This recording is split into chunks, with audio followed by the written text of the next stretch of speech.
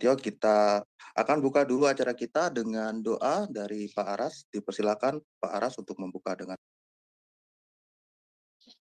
Bapa di surga, terima kasih anak-anakmu di Zoom semua Adonai. Setelah siaran kami bekerja, di pasarnya kami juga mendengar firman Tuhan. Ajarilah anak-anakmu di sini Tuhan. Kau telah pisahkan kami dunia, dan kau sempurnakan kami dengan segala firman-firman-Mu yang kami imani terus hari demi hari. Untuk itu kami serahkan Pastor Setio, urapi hamba-Mu ini, pakai dia terus melayani di mana-mana dan juga di Zoom Adonai. Biarlah tutur kata dan kalimatnya boleh menjadi rema buat kami, akan mengubah hidup kami terus. Dan juga buat Bro Agus, kamu sekarang tanganmu, beri dia hikmat memimpin acara ini dari awal ke akhirnya sehingga berjalan dengan lancar. Dan juga Bro Codex Trinity dan Pak Frans yang mengawal IT dan pelengkap yang lain juga. Engkau beri hikmat buat mereka, biarlah berjalan lancar. Segala kuasa-kuasa gelap mencoba mencuri satu kata pun dalam ajaran kami ikat di dalam nama Tuhan Yesus Kristus. Terima kasih Bapa. Inilah doa kami jauh sempurna, kami panjatkan di dalam nama Tuhan Yesus Kristus. Haleluya. Amin.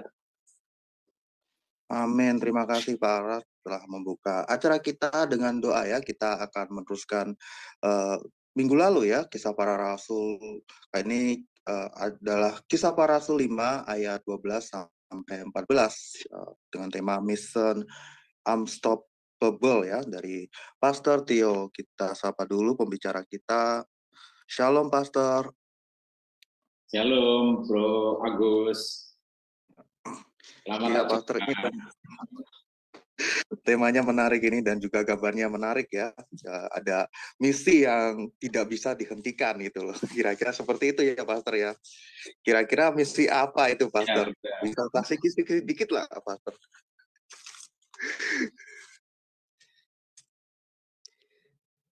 Oke. Pastor Setio masih malu-malu ya untuk membeberkan apa yang akan dia sampaikan nanti. Oke, kita akan buat teman-teman yang mungkin baru tahu siapa Pastor Setio, kita akan lihat dulu profil singkat dari beliau. Silahkan operator.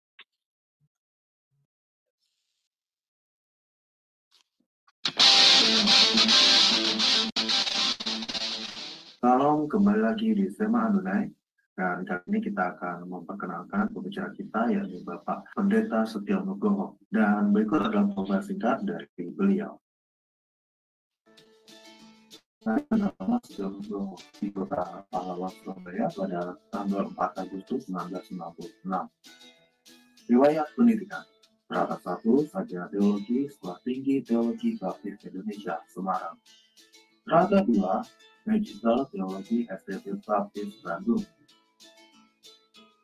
Strata 3, Doktor Teologi Institut Kristen Borneo. Hipnoterapis PhD. Superman. Behavior Character BBC. Pengalaman. Wakil Ketua 1 Bidang Akademik STT Baptis Bandung dari mulai tahun 2013 sampai tahun 2015. Gembala Sidang Gereja Baptis Indonesia Iman Bogor sampai sekarang. Karya tulis. Buku Khotbah Transformatif, Peran Roh Kudus dalam khotbah yang mengubah hidup. Dari Zoom Sema Adonai terus menyuarakan pengajaran firman Tuhan yang membangun iman. Para narasumber pengajar di Zoom Sema Adonai sangat kompeten dan profesional. Kami mengundang Anda bergabung bersama kami di Zoom Sema Adonai 24 jam. Oke, demikianlah profil singkat dari Bapak Pendeta Setio Nugroho ya. Dan kita tadi udah lihat bagaimana jenjang pendidikannya yang cukup banyak ya yang beliau enyam, dan juga ada karya tulis dan juga sertifikat ya. Oke, kita langsung aja serahkan ke Pak Setio. Silakan Pak. Baik, Terima kasih Bro Agus untuk kesempatan yang diberikan kepada saya sharing tentang pelajaran dari kitab Kisah Para Rasul. Ya. Saya ingin tanya, apakah suara saya cukup jelas? Bagus, Pastor. Clear. Baik. Ya, puji Tuhan. Baik. Baik teman-teman sekalian, topik kita adalah Mission Unstoppable. Yaitu terinspirasi oleh judul seri televisi Mission Impossible atau film bioskop Mission Impossible yang bintangnya kalau tidak salah Tom Cruise ya. Salah satunya adalah Tom Cruise. Nah, teman-teman sekalian, saya mohon untuk kesediaan siapa ini Bro Agus atau Bro Kodex atau siapa untuk membaca nasnya Kisah Para Rasul pasal 5 ayat 12 sampai dengan 25. Kita memang akan sampai ayat 42, tetapi untuk pembacaannya ayat 12 sampai dengan 25. Silakan Bro Agus atau siapa untuk membacakan nasnya terlebih dahulu. Oke, siap Pastor. Rasul 5:12 sampai 42. Sampai 25, Pak. Iya, oke. 25 ya? Benar. 12.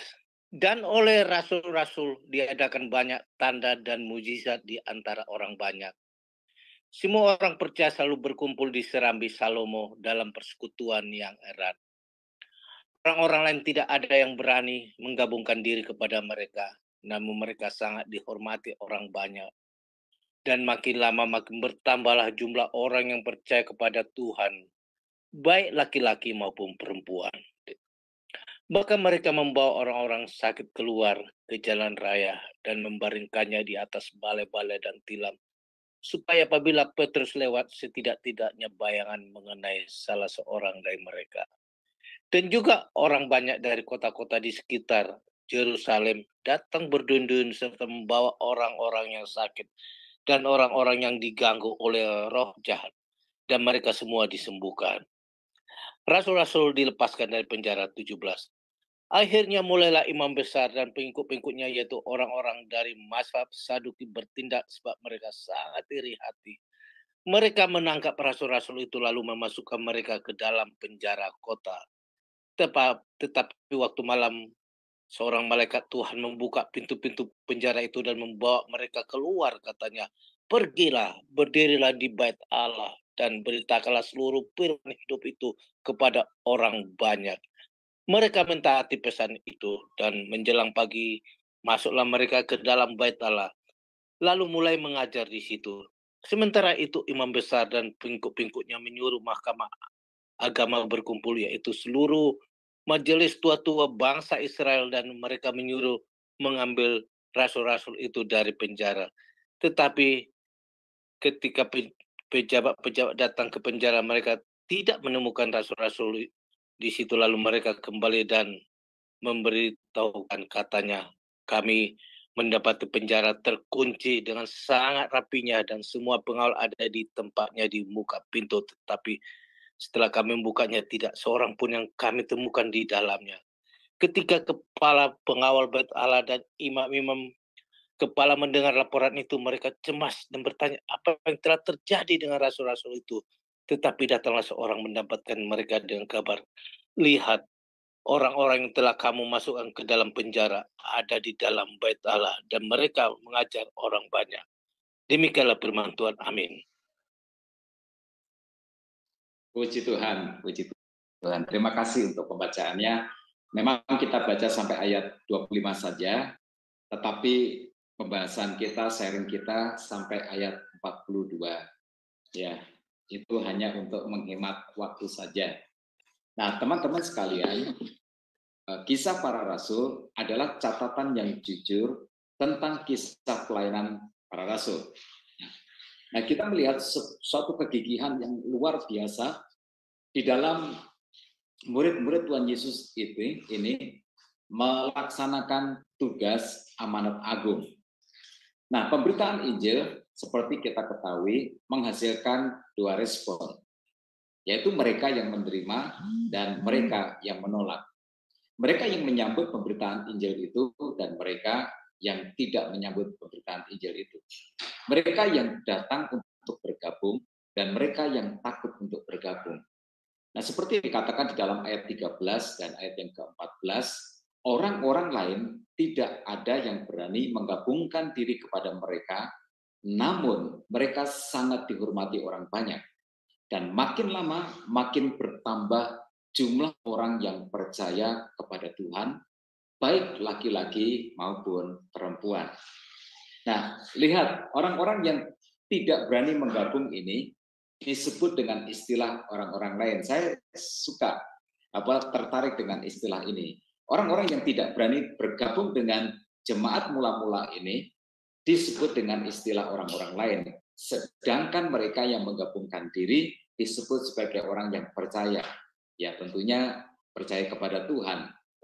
Jadi sebenarnya kita ini sesama Kristen, sesama pengikut Tuhan, itu seharusnya bukan orang lain, ya, karena kita adalah keluarga rohani, ya, kita adalah keluarga rohani. Ya, sangat disayangkan kadang-kadang dalam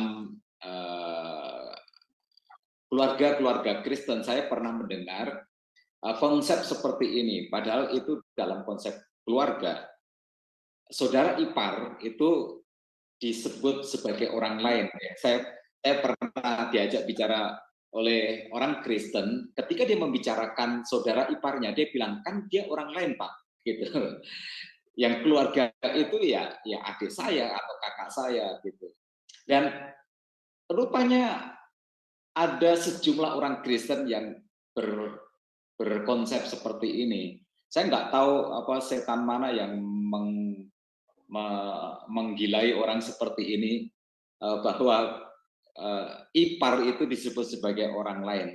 Dan sayang sekali, kadang-kadang orang yang hanya gara-gara beda merek gereja, lalu kemudian disikapi seperti orang lain. Ya, saya berharap kita tidak begitu, ya. Siapapun, merek gereja apapun, asal engkau berdiri di atas Kalvari, engkau adalah saudaraku dan saudariku, seperti kata lagu itu. Nah, jadi ini tentang penerimaan, ya, kita tentang penerimaan. Kita harus belajar untuk saling menerima satu dengan yang lain, bahwa sesama Kristen itu bukan orang lain, ya. Ingat bahwa kita nanti sesurga, ya, kita nanti sesurga. Saya dengan Bro Kodek nanti akan sesurga, dengan Bro Trinity akan sesurga, dengan Bro Agus akan sesurga, dengan begitu juga dengan yang lainnya, ya, dengan ibu-ibu yang lainnya, kita nanti akan sesurga, walaupun kita belum pernah jumpa, hanya mendengar suara saja.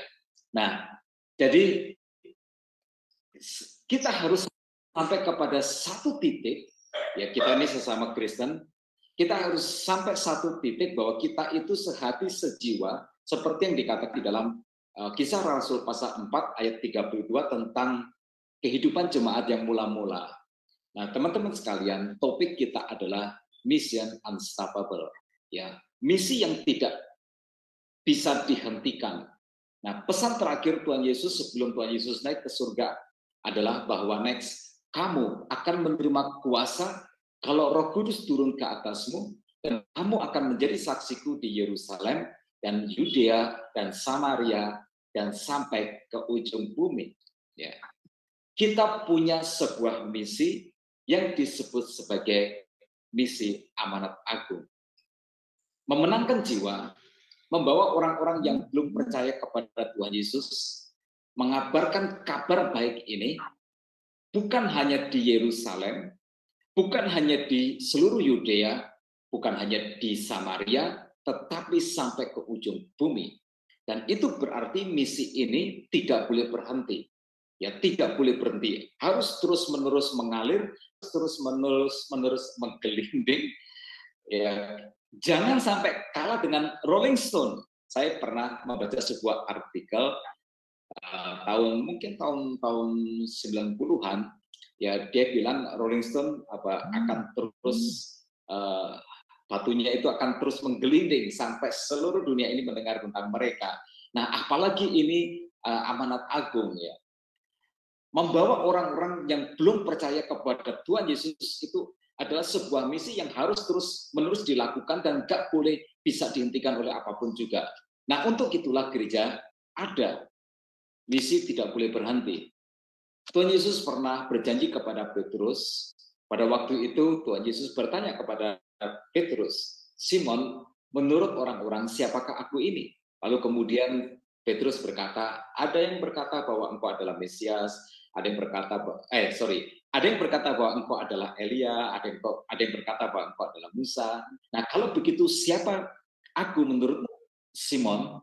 Lalu kemudian Simon Petrus berkata, Guru, engkau adalah Mesias, anak Allah yang hidup. Lalu kemudian Tuhan Yesus menanggapi jawaban Petrus itu dengan berkata, Simon, bukan kamu yang mengatakan itu, tetapi sesungguhnya Bapakku yang di surga yang menyatakannya kepadamu. Lalu Tuhan Yesus melanjutkan, aku akan mendirikan di atas batu karang ini, aku akan mendirikan jemaatku dan alam maut tidak akan dapat membinasakan. Nah, dengan kata lain, gereja ditopang langsung oleh Tuhan Yesus. Gereja akan dilindungi oleh Tuhan Yesus. Upaya apapun yang dilakukan oleh setan untuk membinasakan gereja tidak akan pernah bisa berhasil karena gereja tidak pernah berkumpul sendirian. Gereja bukan sebuah perkumpulan manusia saja, tetapi di dalamnya ada Tuhan Yesus. Mengapa Tuhan Yesus melakukan itu? Untuk sebuah misi. Membawa jiwa-jiwa kepada Tuhan, menyelamatkan jiwa yang terhilang, dan misi ini dinamakan sebagai mission unstoppable. Karena itu, kita harus mengenali apa yang setan coba lakukan untuk menghentikan misi gereja. Supaya kita tahu usahanya, dan kita bisa untuk menghindari atau melawannya. Teman-teman sekalian, setan akan terus berusaha untuk melakukan tipuan-tipuan, upaya-upaya agar orang Kristen atau gereja akhirnya berhenti untuk memberitakan Injil. Nah, di dalam nas kita itu, kita melihat ada setidaknya 2 upaya yang dilakukan oleh setan. Next, yang pertama adalah respon yang keliru tentang kekristenan. Ya, respon yang keliru tentang kekristenan. Di ayat 12 sampai dengan ayat yang ke-16 diceritakan, melihat rasul-rasul ini mengadakan tanda-tanda dan mujizat-mujizat, orang-orang mulai mengkultus individukan para rasul, terutama Petrus. Di ayat yang ke-15 dikatakan, bahkan mereka membawa orang-orang sakit keluar ke jalan raya dan membaringkannya di atas balai-balai dan tilam, supaya apabila Petrus lewat, setidak-tidaknya bayangannya mengenai salah seorang dari mereka. Ini adalah sebuah tindakan yang keterlaluan, sebuah reaksi, sebuah respon yang keterlaluan. Ya, sebuah reaksi dari manusia yang berdosa. Petrus dikultus individukan, dianggap sebagai orang yang sakti, dan berharap bahwa karena saktinya itu, bayangannya bisa membuat orang sakit menjadi sembuh. Nah, teman-teman, ini tentu sesuatu yang konyol. Kalau gereja seperti ini, gereja ada di dalam bahaya. Hamba Tuhan dianggap seperti dukun atau orang sakti, dan gereja akhirnya berubah menjadi klinik pengobatan alternatif. Lihat ayat yang ke-16. Dan juga orang banyak dari kota-kota di sekitar Yerusalem datang berduyun-duyun serta membawa orang-orang yang sakit dan orang-orang yang diganggu roh jahat, dan mereka semua disembuhkan. Haleluya. Mungkin kita tidak paham di mana letak kesalahannya. Mungkin kita bisa berkata, kan bagus.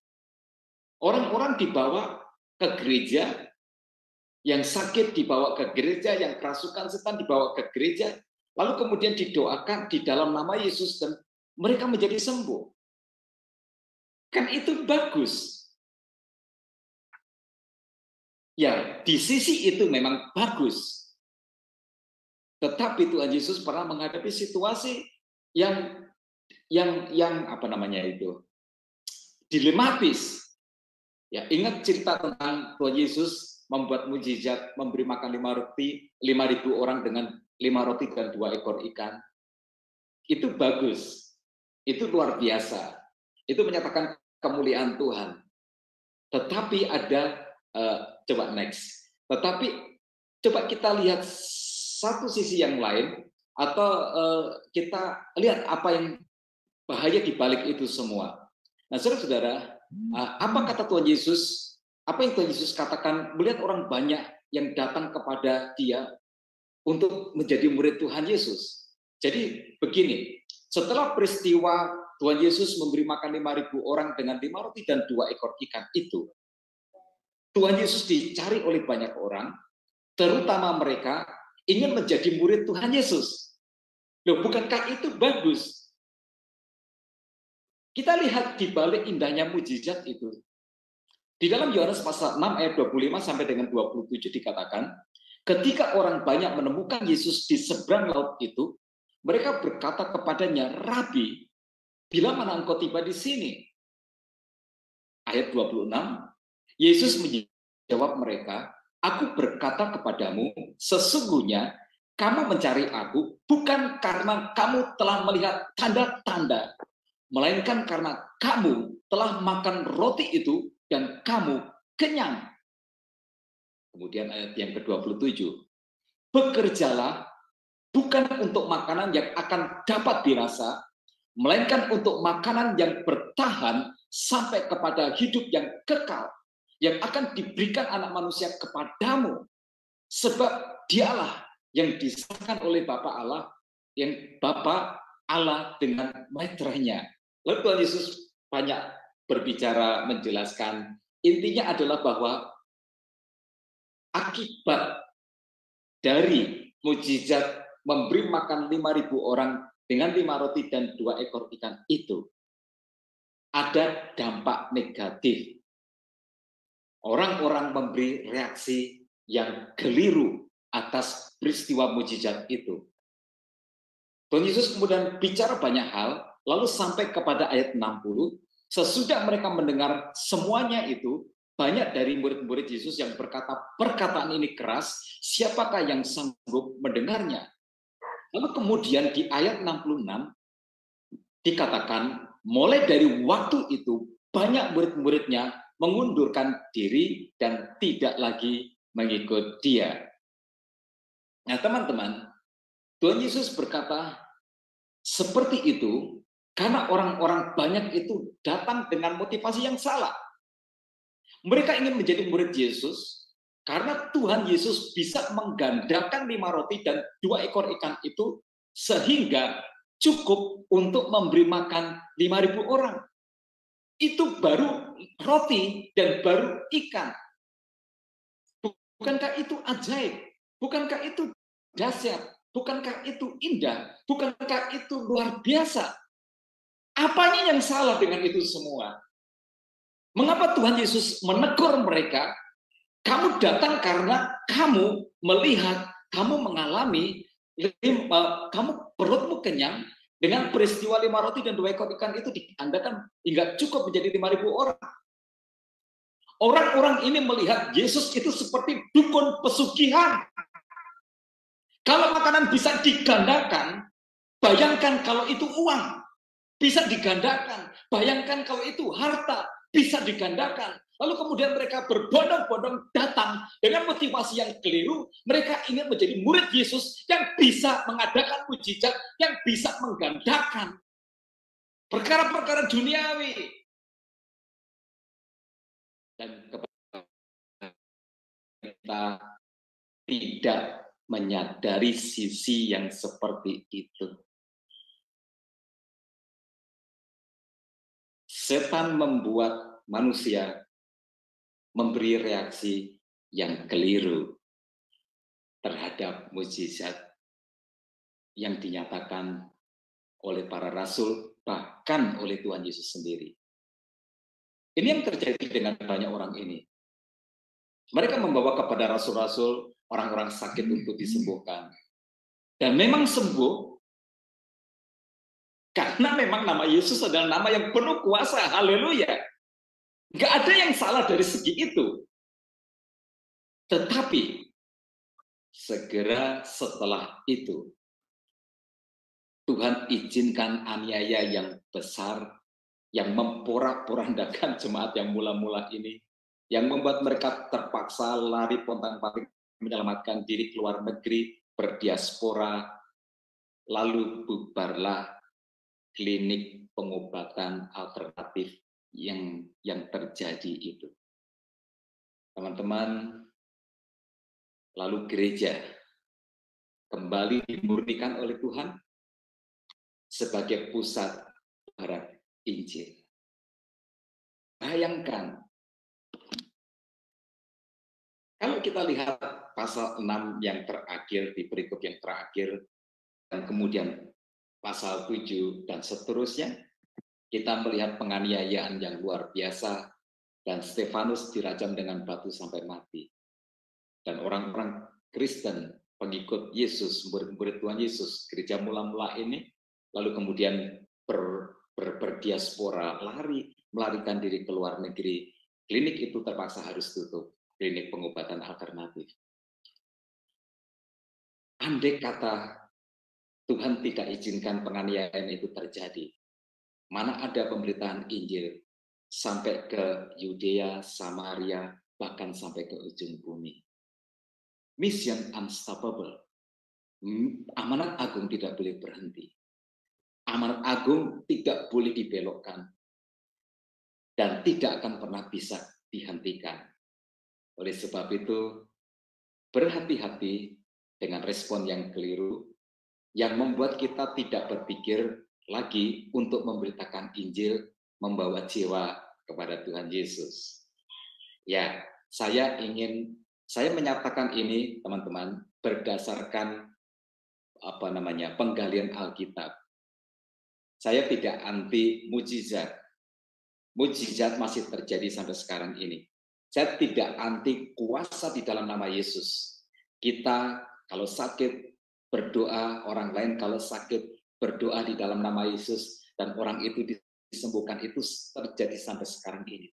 Tetapi di sisi yang lain, itu bisa menjadi penyebab orang datang kepada Yesus bukan untuk keselamatan rohaninya, tetapi hanya datang dengan konsep seperti datang kepada dukun, datang kepada orang pintar, datang kepada paranormal, bahkan atas pengajaran tentang persepuluhan. Kalau kita memberikan persepuluhan, maka Tuhan akan membukakan tikap-tikap langit dan mencurahkan berkat yang berkelimpahan. Itu ada orang Kristen yang meresponnya seperti ini. Kalau persepuluhan itu menjadi jalan aku diberkati Tuhan, akhirnya dia datang sebulan sekali hanya untuk seperpersepuluhan saja. Nggak beribadah pada hari-hari yang lain atau minggu-minggu yang lain. Nah, jadi lihat, ya, saya jangan dikelirukan, saya tidak setuju dengan doa orang disembuhkan di dalam nama Yesus. No. Saya percaya itu terjadi. Ya, saya percaya itu terjadi. Tetapi itu tidak boleh membuat misi amanat agung itu berhenti dan berfokus kepada pelayanan pengobatan alternatif. Yang kedua, teman-teman, setan mencoba menghentikan misi gereja dengan aniaya. Next. Ya. Di ayat 17 sampai dengan 25, Petrus dan Yohanes kembali ditangkap dan dipenjara. Ya, kembali ditangkap dan dipenjara. Tetapi malaikat membebaskan mereka dan memerintahkan supaya mereka memberitakan Injil di bait Allah. Ya. Seperti yang diceritakan di dalam ayat 19 sampai dengan 21, dikatakan, tetapi waktu malam seorang malaikat Tuhan membuka pintu penjara itu dan membawa mereka keluar, katanya, pergilah, berdirilah di bait Allah dan beritakanlah seluruh firman hidup itu kepada orang banyak. Mereka mentaati pesan itu dan menjelang pagi masuklah mereka ke dalam bait Allah lalu mulai mengajar di situ. Mission unstoppable. Pemberitaan Injil tidak boleh dihentikan. Pemberitaan Injil tidak boleh dihentikan oleh karena pemenjaraan. Pemberitaan Injil tidak boleh dihentikan karena persekusi atau oleh apapun juga. Maka Tuhan mengutus malaikatnya datang ke penjara untuk melepaskan Petrus dan Yohanes dari penjara itu. Tapi kalau kita melihat di pasal yang keempat, Petrus dan Yohanes juga ditangkap dan dipenjara, tetapi Tuhan tidak melepaskannya. Ada perbedaan. Nah, mengapa? Karena mereka nanti di persidangan akan dilepaskan oleh para imam itu. Mereka hanya diberi peringatan dengan peringatan yang sangat keras. Tetapi di penangkapan kali ini berbeda. Mereka direncanakan untuk dijatuhi hukuman mati. Oleh sebab itu, maka Tuhan mengirim malaikatnya dan memberi perintah supaya mereka tetap memberitakan Injil. Jadi dari sini pesannya sangat jelas. Mission unstoppable. Misi tidak boleh berhenti. Misi tidak akan pernah bisa dihentikan oleh apapun dan siapapun. Nah, sekarang yuk mari kita untuk menarik pelajarannya. Jika demikian, jika misi tidak boleh bisa dihentikan dan memang tidak akan terhentikan, nggak bisa di stop dengan cara apapun, dengan kuasa apapun, ya, walaupun setan iblis bekerja dengan begitu dahsyat, begitu luar biasa. Nah, teman-teman, beberapa hari yang lalu saya ngobrol dengan adik saya lewat Zoom. Ya, adik saya masih tertinggal di Ukraina dan dia cerita bahwa hujan rudal dari Rusia semakin lebih gencar daripada sebelumnya. Dan memang saya mewajibkan dia untuk berkomunikasi, untuk absen, untuk mengisi presensi bahwa dia masih hidup. Itu yang utama. Nah, di Ukraina dia bergabung dengan gereja ortodoks, ya ortodoks Kus, ya ortodoksnya Rusia. Itu. Dan dia bercerita bahwa bagaimana setan itu mencoba untuk menghancurkan, merusakkan, dan menutup gereja ortodoks Rusia itu. Mengapa begitu? Karena dalam keyakinan mereka, gereja ortodoks Rusia itu menjaga diri turun-temurun dari sejak gereja Yerusalem. Gereja Yerusalem yang digembalakan oleh Yakobus. Yakobus saudara Yesus. Yakobus punya murid, murid punya murid, muridnya punya murid lagi, dan seterusnya sampai kemudian beranak pinak menjadi gereja ortodoks atau ortodoks Rusia, dan itu juga sampai ke negara-negara Slavia, sampai ke Ukraina. Dan penghancuran sedang terjadi di sana. Ya, setan merusakkan gereja di sana. Nah, mengapa? Karena mereka sangat takut dengan gereja Rusia itu, karena gereja Rusia itu memiliki jalur yang gak terputus secara secara kewenangan atau secara kuasa turun-temurun dari sejak gereja di Yerusalem itu. Yang saya mau katakan adalah bahwa setan berusaha dengan sangat keras. Di sini, di Indonesia sendiri juga kita bisa melihat ada upaya-upaya bahwa gereja untuk dipersekusi, gereja untuk ditutup, bahkan sampai saat ini upaya itu tetap ada. Ibadah yang sedang berlangsung dihentikan, padahal negara kita secara undang-undang dasar menjamin bahwa setiap warganya itu dilindungi dari kebebasan untuk beribadah dan memeluk agamanya. Tetapi seperti kita ketahui bahwa menteri zaman dahulu, menteri dalam negeri maupun menteri agama menerbitkan surat keputusan bersama yang mempersulit pendirian gereja. Sebuah surat keputusan bersama yang melanggar Undang-Undang Dasar 45 dan dibiarkan sampai detik ini, sampai saat ini.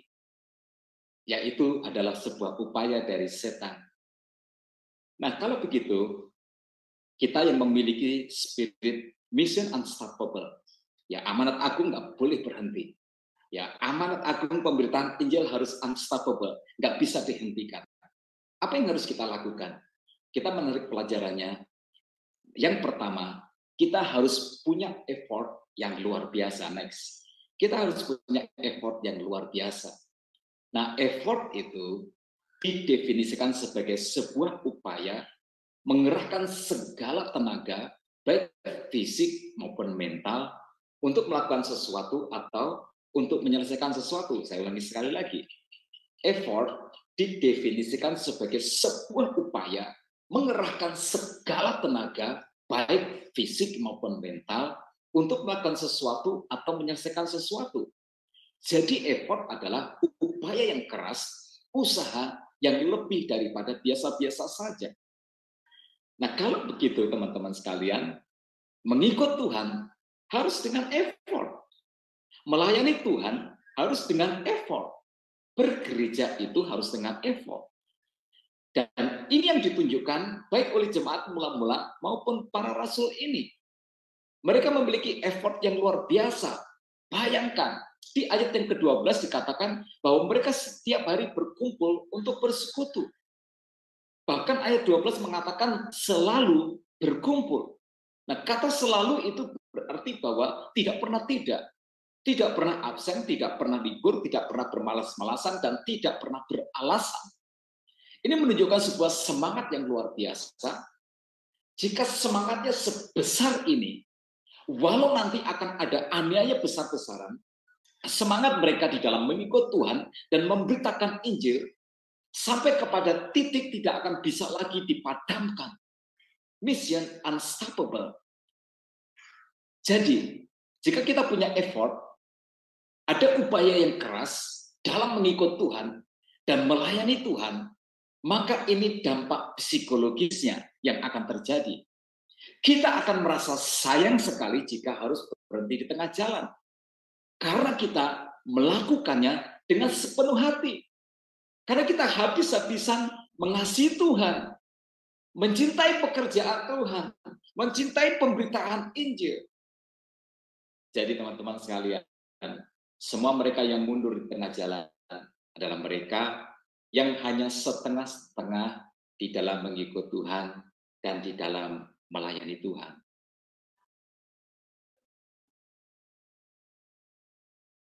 Kita bisa meminjam ilustrasi effort di dalam mengikut Tuhan ini seperti ini. Iya. Saya punya cerita tentang seseorang yang punya hobi yang luar biasa sekali, mancing, ya, hobi mancing. Hampir setiap hari dia mancing, dan mancing itu tengah malam, kadang-kadang saya sampai tidak pulang, menginap, gara-gara mancing. Lalu kemudian suatu hari istrinya marah karena tidak merasa kurang diperhatikan, merasa dunia suaminya itu cuma mancing. Akhirnya alat pancingnya itu, jorannya itu kemudian disembunyikan dengan maksud supaya suaminya berhenti memancing. Semuanya disembunyikan, ya. Tapi apa yang terjadi? Walaupun semua alat pancing memancingnya itu disembunyikan, suaminya nggak pernah bisa berhenti untuk dari memancing. Ya, dia tetap dengan segala macam cara dia tetap melakukan. Dan banyak contoh-contoh seperti itu. Ya, itu mengapa? Karena di dalam melakukan sesuatu itu dia melakukan dengan sepenuh hati dengan segenap tenaga, dengan segenap jiwa. Nah, sampai kepada satu titik, itu nggak bisa lagi dihentikan oleh apapun juga. Nah, andai kata kita semua memiliki effort seperti itu di dalam memberitakan Injil, dalam melayani Tuhan, itu sungguh dahsyat, luar biasa. Tidak akan pernah ada yang bisa menghentikan kita. Aniaya tidak akan pernah bisa. Apapun kekurangan tidak akan pernah bisa. Saya terus terang salut dengan Sema Adonai, karena Sema Adonai didedikasikan untuk tayang 24 jam. Luar biasa. Ini sebuah effort yang luar biasa dari teman-teman di Sema Adonai. Salut untuk para operator, salut untuk penggagasnya, salut. Ya, kalian semua luar biasa. Bila terjadi sesuatu dengan Sema Adonai, ada bom atom jatuh sehingga jaringan Sema Adonai runtuh, saya percaya Bro Kodek, Bro Agus, Bro Trinity, dan semua teman-teman yang lain, Bu Heni, pasti tidak akan berhenti gara-gara itu. Usaha untuk memberitakan Injil, belajar firman Tuhan, berbagi pelajaran firman Tuhan akan tetap terus dilakukan. Nah, itulah effort. Effort adalah sebuah titik di mana kita tidak lagi bisa mundur oleh sebab hati kita sudah dibakar oleh cinta yang sejati kepada Tuhan Yesus. Kita sudah terlanjur habis-habisan mencintai Tuhan dan kita tidak akan bisa lagi dihentikan. Itu effort. Jadi, lakukan pelayanan mengikut Tuhan dengan effort yang luar biasa. Lalu kemudian yang kedua, next, itu adalah ketaatan. Ya. Kalau kita ingin membangun spirit mission unstoppable, kita harus memiliki ketaatan kepada Tuhan. Di dalam ayat 26 sampai dengan 32, para rasul kembali ditangkap. Ini untuk yang ketiga kalinya mereka ditangkap. Mereka sebelumnya ditangkap dan dipenjara, tetapi malaikat Tuhan melepaskan mereka. Nah, sekarang Petrus dan Yohanes ditangkap untuk ketiga kalinya dan langsung dibawa ke sidang Mahkamah Agama. Imam besar dengan sangat marah berkata, di dalam ayat ke-28, dengan keras kami melarang kamu mengajar dalam nama itu. Namun ternyata kamu telah memenuhi Yerusalem dengan ajaranmu dan kamu hendak menanggungkan darah orang itu kepada kami. Nah, teman-teman, imam besar langsung memvonis Petrus dan Yohanes sebagai yang bersalah. Mereka sudah diberi peringatan yang sangat keras sebelumnya, dan sidang kali ini adalah sidang yang dimaksudkan untuk menjatuhkan hukuman. Nah, coba bayangkan, jemaat mula-mula ini berapa? Mereka ada 5.000 orang yang percaya kepada Tuhan. Dan itu pun masih terus bertambah. Tapi pikirkan kata 5.000 ini, jumlah 5.000 ini. Berapa jumlah penduduk Yerusalem pada waktu itu? Sampai hari ini pun, kadang-kadang saya melihat jumlah penduduk sebuah kota di luar negeri, itu jumlahnya hanya ribuan, ratusan ribu, puluhan ribu, bahkan ada yang seperti itu. Bahkan ada negara yang jumlah penduduknya nggak terlalu banyak. Jadi berapa jumlah penduduk Yerusalem pada waktu itu? Mungkin 30.000. Lalu 30.000 itu 5.000 diantaranya percaya Tuhan Yesus. Maka ini menimbulkan kemarahan yang luar biasa. Memang harus diakui bahwa dampak pemberitaan Injil dari para rasul ini dasarnya luar biasa. Kalau dilihat dari persentase orang yang percaya Tuhan Yesus dalam waktu yang sangat singkat itu. Dan itu sebabnya para imam ini dalam sidang ini sangat marah dan bersikap sangat keras. Mereka ada di dalam ancaman untuk dihukum mati. Tetapi apa jawab Petrus? Di ayat yang ke-29, dia berkata, kita harus lebih taat kepada Allah daripada kepada manusia. Ketaatan kepada Allah harus lebih besar daripada ketaatan kepada siapapun juga. Nah, inilah yang membuat para rasul ini, dan kita jika kita memiliki ketaatan yang seperti itu, memiliki spirit mission unstoppable. Orang yang taat kepada Tuhan tidak akan memikirkan risiko yang akan dia terima jika dia harus menerima risiko. Tuhan Yesus pernah berbicara tentang memikul salib. Setiap orang yang mau mengikut aku, dia harus menyangkal dirinya, memikul salibnya setiap hari, dan mengikut aku. Nah, syarat menjadi pengikut Tuhan Yesus salah satunya adalah memikul salib. Hanya orang Kristen yang taat sajalah yang mau memikul salib itu. Tetapi di sini, di sisi yang lain, kita juga melihat ada pertolongan Tuhan. 2 kali di pikuk kita ini Tuhan menolong. Pertolongan yang pertama, Tuhan mengirim malaikatnya untuk membebaskan kedua rasul ini dari penjara. Dan yang kedua, di ayat yang selanjutnya, Tuhan memakai seseorang yang bernama Gamaliel. Dia adalah seorang rabi dan pemimpin agama Yahudi yang dipakai oleh Tuhan untuk membebaskan Petrus dan Yohanes. Di ayat 38 dan 39, Gamaliel dalam sidang mahkamah agama itu berkata seperti ini, karena itu, aku berkata kepadamu, janganlah bertindak terhadap orang-orang ini, biarkanlah mereka, sebab jika maksud dan perbuatan mereka berasal dari manusia, tentu akan lenyap.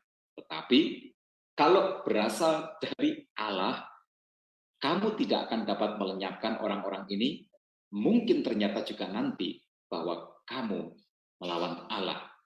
Dan nasihat itu diterima dalam sidang itu. Sehingga kemudian Petrus dan Yohanes dilepaskan. Nah, teman-teman sekalian, walaupun salib harus dipikul, walaupun pemberitaan Injil itu menghadapi risiko, bahkan risiko yang sangat keras, yang sangat radikal, yang sangat dramatis bisa terjadi, tetapi pertolongan Tuhan itu selalu ada. Untuk memastikan satu hal ini, mission unstoppable. Jadi saya mau kita juga melihatnya secara seimbang. Setan bisa mengganas, membabi buta, menganiaya orang-orang percaya dengan maksud untuk menghentikan upaya pemberitaan Injil, tetapi di sisi yang lain, Tuhan tidak tinggal diam. Tuhan tetap memberikan kepada kita pertolongan. Nah, sekarang yuk kita ambil kesimpulannya. Begini, waspadai reaksi yang salah atau motivasi yang salah di dalam mengikut Tuhan Yesus. Kita tidak boleh melihat hanya satu sisi saja kebenarannya, tapi kita juga harus melihat sisi yang lain yang terjadi, reaksi yang bisa salah atau motivasi yang bisa salah dalam menanggapi karya Tuhan atau pekerjaan Tuhan. Nah, sebab itu kita perlu mewaspadai reaksi yang salah atau motivasi yang salah. Nah, teman-teman sekalian, kalau kita punya effort dan kita taat, kita tidak akan bisa dihentikan oleh apapun, walau oleh aniaya sekalipun. Justru di aniaya yang kita alami, kita juga akan mengalami pertolongan Tuhan yang luar biasa. Sharing saya sampai di sini. Ananias dan Safira ikut-ikutan untuk menjual tanahnya, sebidang tanahnya, dan mempersembahkan itu kepada gereja mula-mula di hadapan para rasul dengan mengatakan bahwa itu adalah semua uang hasil penjualan dari tanah itu Padahal tidak, ya, padahal tidak. Padahal hanya sebagian saja. Nah, motivasinya adalah bahwa dia ingin dipuja, dia ingin mendapatkan nama, dia ingin populer, dia ingin dihormati, ya segala hal-hal duniawi, ambisi-ambisi duniawi kedagingan lah yang dibungkus dengan tindakan yang kelihatannya rohani itu. Lalu kemudian ada hukuman dari Tuhan karena apa yang dilakukan oleh Ananias dan Safira itu adalah membohongi Tuhan, ya, menipu Allah bukan menipu manusia. Lalu kemudian mereka berdua mati secara mendadak, ya. Mereka berdua mati secara mendadak. Nah, peristiwa itu tentu menjadi kegemparan di kalangan bukan hanya gereja mula-mula, tapi menjadi pembicaraan di tengah-tengah masyarakat, ya, bahwa gereja mula-mula ini, orang-orang yang berkumpul ini bukan sesuatu yang main-main. Mereka adalah kumpulan orang. Jika kamu berbohong, jika kamu berbuat jahat, jika kamu berbuat dosa, kamu bisa mati. Nah, orang yang mendengar itu menjadi takut menggabungkan diri, ya. Walaupun begitu, takutnya mereka menggabungkan diri itu bukan karena persepsi yang jelek, yang negatif, ya, tetapi karena kegemparan dan kegentaran terhadap akibat yang bisa terjadi bila mereka salah membawa diri itu. Nah, jadi yang dimaksud dengan orang-orang lain itu adalah orang yang di luar dari lingkungan jemaat. Jadi mereka adalah orang-orang Yahudi yang biasa. Begitu kurang lebihnya, Bro Agus. Silakan yang tadi ya, chat tadi silakan dibahas dulu. Ya, baik. Jadi hubungan antara Rusia dan Ukraina itu adalah hubungan yang sangat dekat, sangat kental, seperti kakak adik, ya, seperti kakak adik. Ya, di mana si adik itu adalah Ukraina dan Rusia itu adalah kakaknya, ya, Rusia itu adalah kakaknya. Tetapi teman-teman sekalian, di balik layar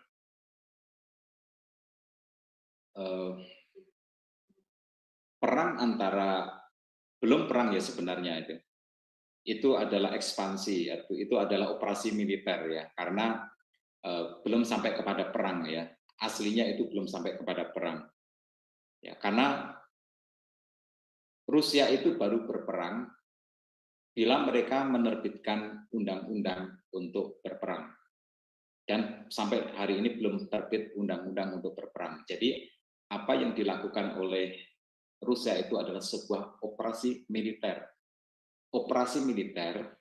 yang disebabkan oleh tindakan luarnya saja, ya, kita lihat luarnya saja, tindakan dari NATO menempatkan persenjataannya dan diarahkan kepada Rusia, ya. NATO menempatkan senjatanya dan diarahkan kepada Rusia. Nah, itu sebuah tindakan yang disengaja untuk memancing konflik, gitu. Jadi seperti itu. Nah, itu terjadi disebabkan oleh presidennya berorientasi kepada NATO, ya. Secara mayoritas atau secara umum Ukraina itu berorientasi kepada Rusia, tetapi mereka ada faksi-faksi, dan faksi yang berkuasa itu faksi militer yang berkuasa itu adalah faksi yang menganut pandangan Nazi, ya. Mereka berorientasi kepada NATO. Nah, jadi seperti itu. Nah, itu yang kelihatan mata. Yang tidak kelihatan mata itu adalah ada pihak yang mendesain, yang merancang supaya peperangan itu terjadi. Ya, supaya peperangan itu terjadi. Nah, seperti yang terjadi di Perang Dunia Pertama, seperti yang terjadi di Perang Dunia Kedua, dan seperti yang terjadi di peperangan-peperangan yang lain, itu ada yang mendesain, ya. Ada yang mengakali, dan politisi, presiden itu menjadi orang-orang yang diperalat oleh kelompok yang nggak kelihatan ini. Nah, kemudian mulai ada contoh yang nyata sebagai pembanding, dan ini terjadi di sana ya, nggak diberitakan. Sebagai pembanding, gereja HKBP itu pernah pecahkan sampai terjadi saling serang secara nyata. Di Bogor itu gereja HKBP itu pernah diserbu oleh jemaatnya sendiri ketika pecah menjadi dua, ya. Ketika pecah menjadi dua itu. Nah, pecahnya itu by design, di mana ada kekuatan yang sangat kuat, yang solid, maka ada pihak yang khawatir dan kemudian memecah itu. Dan itu terjadi ya di gereja HKBP, dan itu juga terjadi di Universitas Satya Wacana. Gitu. Jadi pada waktu itu rezim yang berkuasa khawatir bahwa HKBP terlalu kuat, gereja terbesar di Indonesia, jumlah umatnya jutaan, dan itu dianggap suatu saat bisa membahayakan, dan akhirnya kemudian dipecah. Nah, begitu juga dengan gereja ortodoks. Pihak NATO, pihak Barat mulai menyerusup menggunakan uang mereka untuk kemudian membentuk kepemimpinan yang baru. Ya, membentuk kepemimpinan yang baru yang mendeklar bahwa inilah pimpinan ortodoks yang sesungguhnya.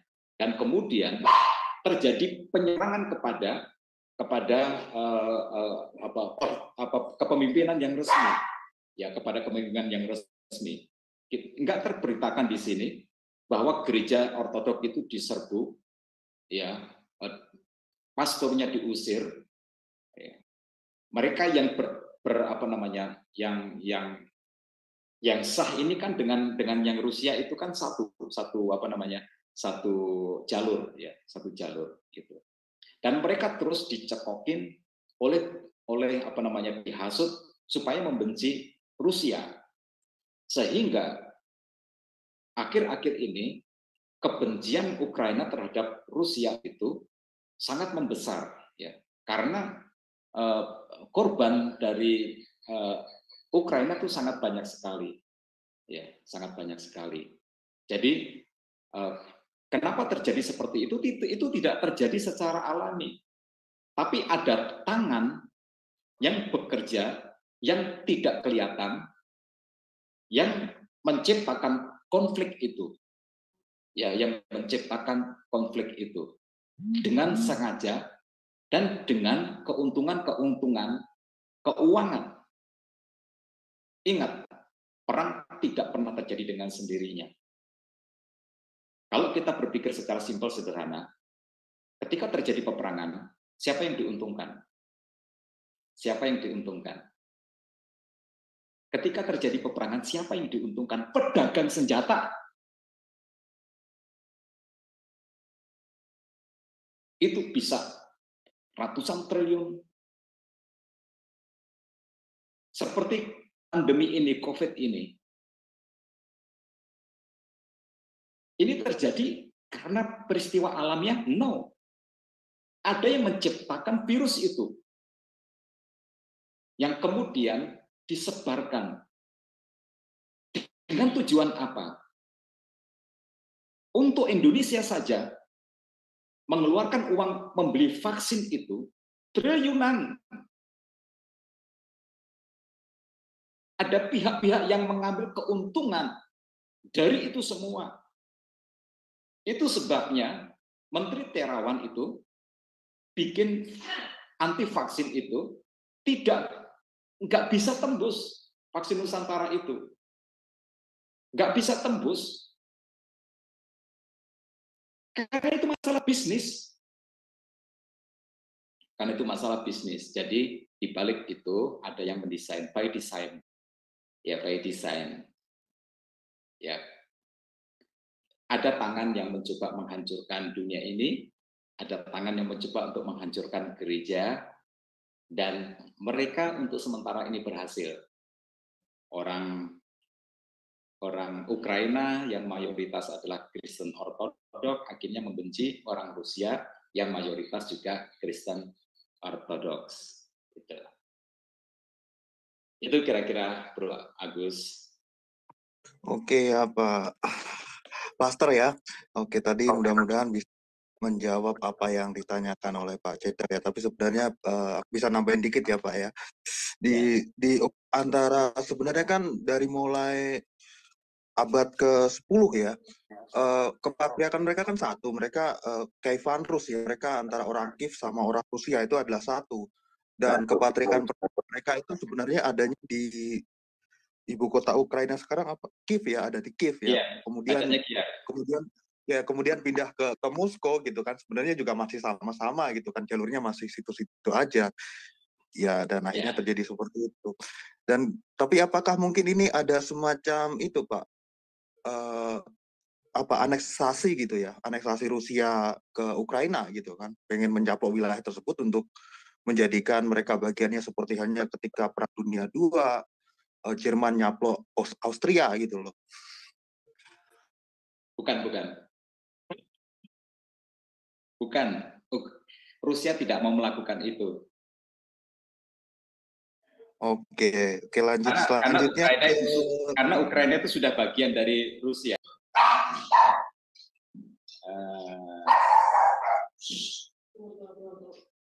Baik. Ini ranahnya. Sebentar, sedang ditertibkan. Ya. Baik. Nah, ini ranahnya sebenarnya cara menganalisanya ini bukan teologi, karena ini kan tentang perilaku orang yang beragama Kristen, ya. Ini adalah perilaku orang Kristen, ya.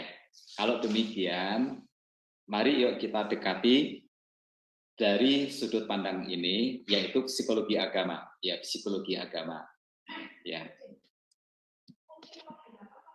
Oke, kita mengenal ada istilah instant mentality, ya, atau mental yang maunya hasil cepat, nggak mau capek, nggak mau susah, yang maunya shortcut, ya. Nah, ini orang Kristen yang mengkristenkan kembali orang yang Kristen atau menginjili orang yang sudah injili atau sudah selamat atau orang Kristen, itu adalah yang namanya sindrom instant mentality, ya, instant mentality. Nggak mau capek. Nginjilin orang yang belum percaya Tuhan Yesus susah. Yang lebih gampang adalah menginjili orang yang sudah mengenal Injil. Kenapa? Hasilnya lebih mudah. Hasilnya lebih gampang. Nah, ini adalah shortcut mentality. Gak usah dianalisa secara teologi. Orang yang ingin sukses dengan cepat, orang yang kalau menginjili orang Muslim dia takut. Itu adalah mental-mental yang maunya serba mudah, serba gampang. Dan orang ini akan membenarkan tindakannya dengan slogan, dengan jargon, dengan macam-macam. Begitu. Ya. Mereka hanya ingin berputar-putar saja. Maka itu sebabnya tadi kita harus waspada terhadap reaksi yang keliru tentang kekristenan. Itu. Kecuali Bro Agus dan teman-teman. Semua orang di Indonesia ini 100% sudah Kristen, sudah percaya Tuhan Yesus. Lalu ladang penginjilan sudah tertutup.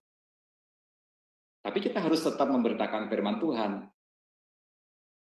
Ya, daripada nggak ada kerjaan, lalu kita kristenkan kembali orang yang sudah Kristen itu. Ini Indonesia ini masih berapa juta? 150 juta lebih yang belum percaya Tuhan Yesus. Atau mungkin bahkan mendekati 200 juta yang belum percaya Tuhan Yesus, yang belum selamat. Kok kurang kerjaan menginjili yang sudah mengenal Injil begitu. Nah, saya lebih melihatnya itu sebagai shortcut mentality atau instant mentality. Mau sukses dengan cara gampang. Mau punya banyak jemaat tapi tidak pakai risiko. Kalau menginjili orang yang bukan Kristen, yang beragama lain, kan tingkat penolakannya sangat tinggi, dan tingkat risikonya pun juga sangat tinggi. Tetapi bukan itu yang dilakukan oleh para rasul ini. Mereka memberitakan Injil kepada orang yang belum pernah menerima Tuhan Yesus sebagai juru selamatnya. Jadi terhadap fenomena tersebut, saya menanggapinya bahwa itu adalah shortcut mentality atau instant mentality. Mental yang ingin sukses mudah, cepat, tidak berisiko, nggak dilempari batu, nggak dibawa ke pengadilan dengan tuduhan penistaan agama dan lain sebagainya. Maka saya salut dan hormat kepada para mereka yang dengan fokus mengabarkan Injil kepada orang-orang yang belum percaya kepada Tuhan Yesus. Demikian Bro Kodex. Bro Agus, maaf. Ya, tapi maksudnya ketika itu kan juga ada respon juga ya dari gereja lokal induknya gitu ya, pastor ya, untuk membentengi lah, kamu baptisannya udah sesuai Alkitab gitu kan, ngapain kamu dibaptis lagi? Akhirnya kan bikin seperti itu, dan malah justru ada semacam penolakan gitu kan, karena itu kan memang itu adalah kantong Kristen kan, mau gimana lagi. Itu bagaimana, apakah tindakan yang diambil gereja lokal tersebut sudah tepat, atau mungkin ada hal lain yang harus diperhatikan gitu kan untuk menjaga umat-umatnya gitu loh, gereja lokal tersebut? Baik. Begini, yang terjadi dengan gereja mula-mula, karena mulai ada indikasi bahwa mereka akan kurang fokusnya keluar, ya, maka Tuhan mengizinkan aniaya sehingga gereja itu jemaat menjadi tersebar, ya, karena harus menyelamatkan diri. Dan ketika tersebar itulah kemudian justru Injil menyebar, sehingga ada gereja di Antioquia, ada gereja di Roma, ada gereja di mana-mana, ya, itu. Ya, jadi penganiayaan itu di sisi yang lain membawa penyebaran dari dari Injil itu. Nah, sekarang kenapa Tuhan izinkan terjadi ada petani yang bercocok tanam di ladangnya orang lain, gitu. Dia nggak buka ladang, dia nggak beli tanah yang baru, lalu dia garap tanah itu dan dia tanamin, ya. Tapi ya itu tadi, ya. Di satu sisi, maka gereja-gereja di kantong Kristen itu ada baiknya untuk merefleksi diri, mengevaluasi apa-apa yang bisa dilakukan untuk menggairahkan kekristenan di daerah mereka, ya, supaya tidak menarik perhatian ada petani yang lain yang ingin bercocok tanam di kebun tetangganya, gitu, ya. Tetap bagaimanapun itu sebuah cara yang curang, menyalahi amanat agung, ya.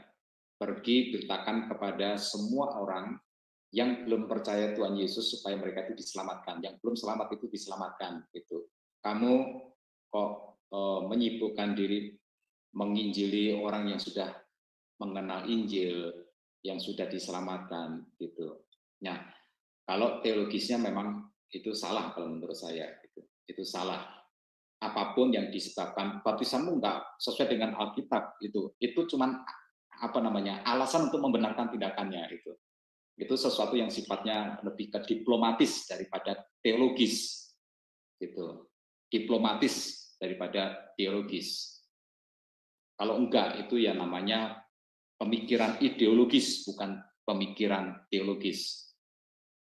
Itu. Kalau sungguh-sungguh menggali Alkitab, mendalami, merenungkan, membongkar, menggali, melihat, mempertimbangkan segala macamnya, saya percaya tidak ada satu alasan pun yang bisa dibenarkan dengan menggunakan ungkapan-ungkapan seperti itu. Tetapi di sisi yang lain, ya gereja lokal, denominasi lokal perlu untuk memikir ulang tentang apa yang mereka sudah lakukan bagi umatnya, sehingga umatnya terpaksa harus digairahkan oleh pihak yang lain.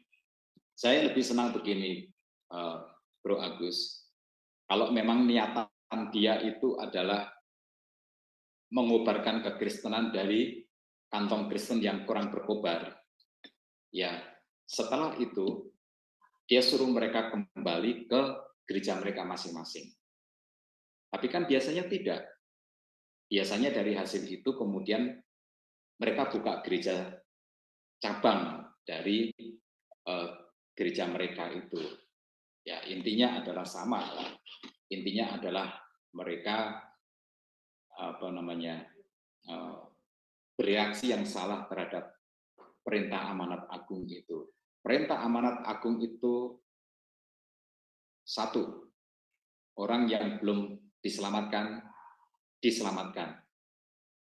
Itu.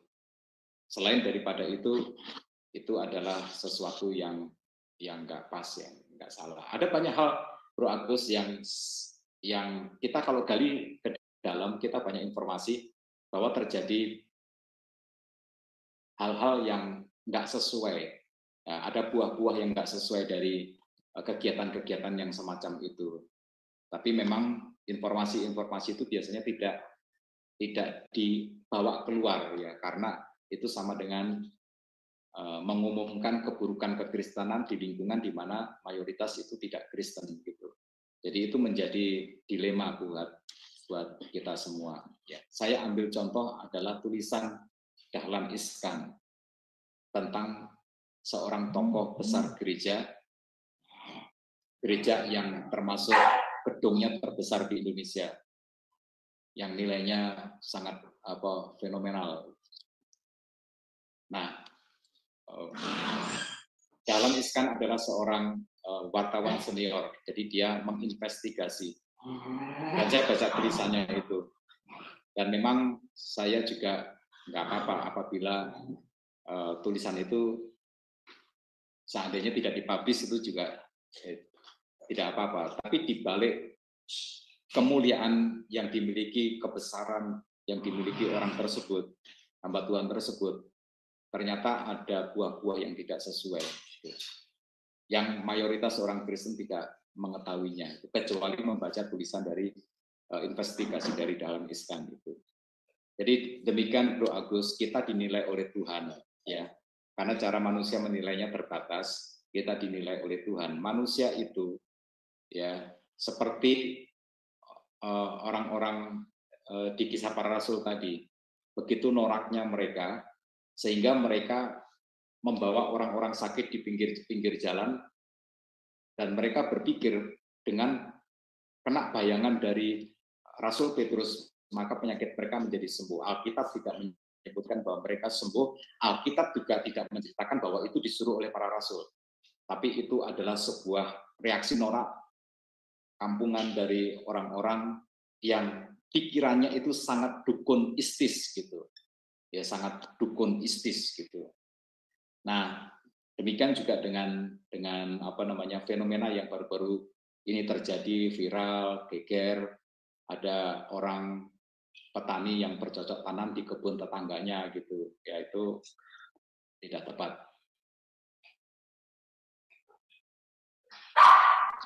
Demikian Bro Agus. Iya, Pastor. Mungkin ada satu pertanyaan lagi yang tertinggal gitu, Pastor. Tadi tentang buah bara roh.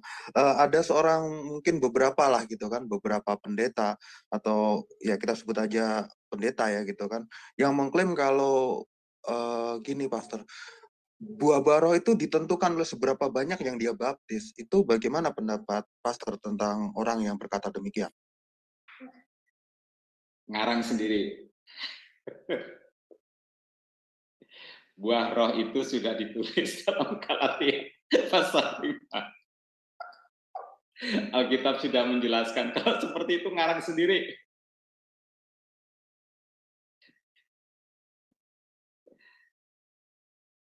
Ya itu Bro Ya, Agus, dia ngarang ya sendiri. jadi Alkitab itu ya disesuaikan dengan apa yang dia mau gitu ya, Pastor ya. Iya. Iya, ya. Oke, Pastor. Oke, mungkin kita udahi dulu, Pastor. Mungkin Pastor bisa tutup dengan doa atau mungkin ada konklusi yang mau ditambahkan, silakan. Baik, teman-teman sekalian, amanat agung adalah misi yang tidak boleh berhenti dan tidak akan pernah bisa dihentikan oleh siapapun dan oleh kekuatan apapun juga. Jika gereja atau jika kekristenan seolah-olah bisa dihancurkan, itu hanya seolah-olah. Karena tangan Tuhan Yesus sendiri yang akan menopang gerejanya dan semua umat percayanya. Sebab misi pengabaran Injil tidak boleh berhenti dan tidak akan pernah bisa dihentikan. Maka memetik pelajaran dari nas kita ini, yuk kita mewaspadai apapun bentuk dari kekristenan yang kita praktekkan, tetapi yang membuat kita muter-muter di dalam, yang membuat kita tidak lajunya kencang di dalam memberitakan Injil. Kemudian, kita harus memiliki effort yang bagus, yang luar biasa di dalam melayani Tuhan, di dalam mengikut Tuhan. Kalau effort kita dahsyat di dalam melayani Tuhan, dalam mengikut Tuhan, dalam memberitakan Injil, dalam bergereja, gereja dibom sekalipun, kekristenan tidak akan pernah bisa berhenti. Memberitakan Injil tidak bisa pernah dihentikan. Justru dari aniaya itu akan ada banyak cerita mujizat yang terjadi di dalam kehidupan kita. Mari kita berdoa. Bapa Surgawi, kami sangat digodai untuk melakukan banyak perkara yang bukan merupakan tugas utama kami untuk memberitakan Injil, untuk menyampaikan kabar sukacita kepada orang-orang yang belum percaya kepada Tuhan Yesus. Sementara Tuhan Yesus memerintahkan kami agar orang-orang yang belum diselamatkan itulah diberi berita Injil agar mereka diselamatkan. Bapa, kami malam hari ini mau mengakui bahwa seringkali kami kurang waspada, kurang peka, dan kurang fokus kepada tugas pemberitaan Injil.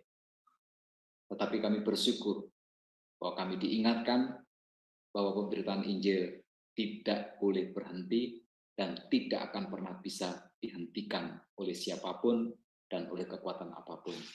Oleh sebab itu, tanamkan ke dalam jiwa kami semangat untuk memberitakan Injil, memberitakan terus, dituntun oleh tangan Tuhan, difokuskan, dipertajam oleh Tuhan kepada orang-orang yang belum percaya akan Engkau. Ampuni kami, biarlah kami semua melepaskan segala ego kami, kesombongan kami, merasa diri bahwa kami benar. Lalu kemudian biarlah kami berfokus kepada amanat agung. Terima kasih Bapa, di dalam nama Tuhan kami Yesus Kristus kami berdoa. Berkati Sema Adonai ini Tuhan, berkati channel-channel yang menyiarkan konten ini Tuhan, berkati Ibu Heni, berkati Bro Kodek, berkati Bro Agus, berkati semua operator, berkati semua para penggiat yang berkontribusi untuk Sema Adonai ini melayani Tuhan. Berkat Tuhan turun atas mereka secara berlimpahan, dan mereka terus semakin dipertajam semangatnya di dalam memberitakan Injil. Dalam nama Tuhan Yesus kami berdoa.